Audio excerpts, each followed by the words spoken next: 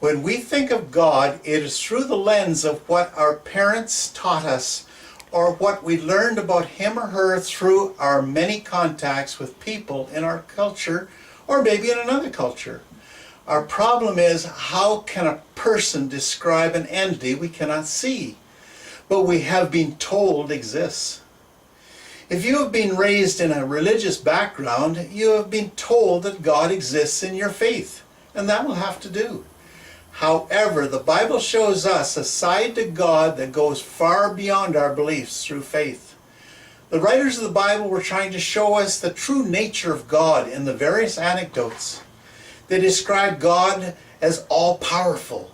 Often they tried to show God as acting like a man with massive power in his arm or hand, which brought about miraculous results. Think of some of God's power through ordinary humans like Moses, who brought down upon Egypt 10 plagues which devastated the country and its people.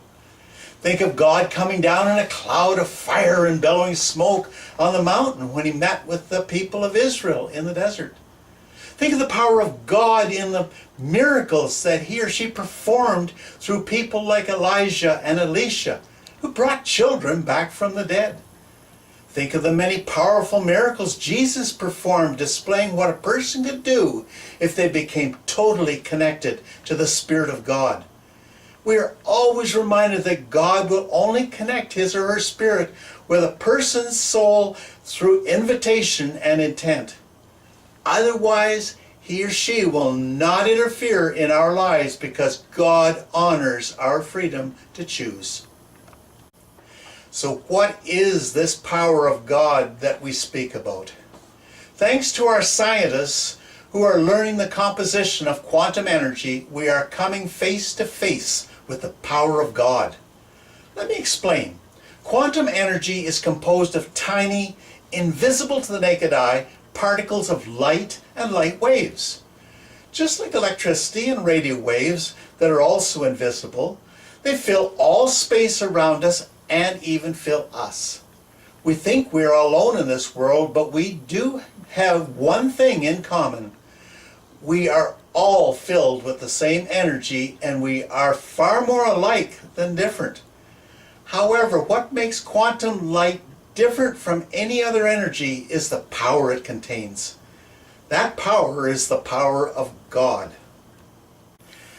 What do we mean by that? If we examine the attributes of quantum light, we find it has the same abilities that describe the power of God that you find in the Bible.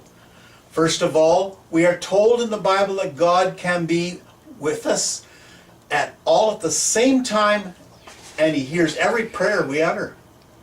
Quantum light has the ability to be in multiple places at the same time.